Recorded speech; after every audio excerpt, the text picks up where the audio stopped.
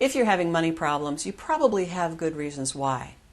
Maybe you're getting fewer hours at work, or your expenses have gone up. Maybe an ex left you with a lot of debt, or you're dealing with a credit card interest rate that just skyrocketed. Here's the thing about reasons, though. If you rely on them too long, they harden into excuses. Bad things happen to good people, but it's still up to us to figure out solutions. Here are some of the examples of excuses I hear people use for why they have money problems. One common one is, my parents never taught me about money.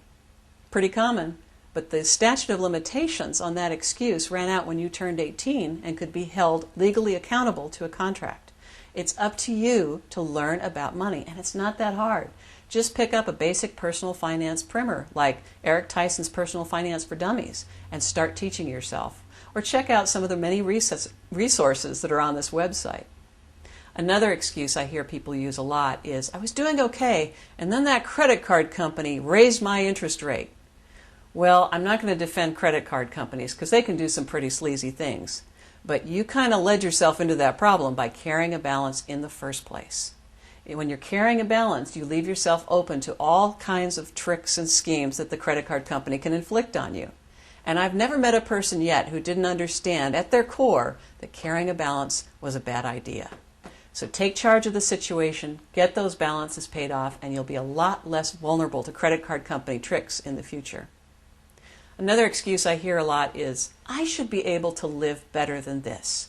I have sympathy with that one. A lot of people are making more money than they ever expected, and yet they're not living as well as they thought they might be able to.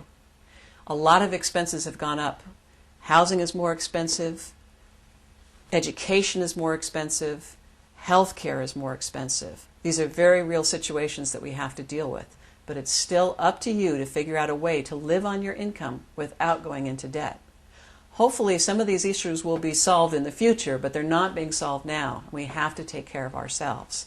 So work out a budget that you can live with and that allows you to save money, and you'll be a lot happier in the long run. Now, if you're not sure that you're responsible for your own financial situation, or if you want some help in figuring out some solutions, take the following steps. First, write down your 5 biggest money problems, whatever they might be. You're not saving enough, you've got credit card debt, you want to be investing more for your kids' college education, whatever it is, write it down.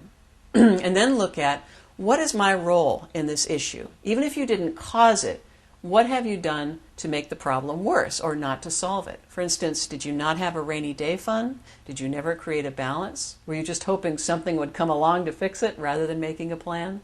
Writing down our part in our problems can tend to help us focus on what the solutions might be.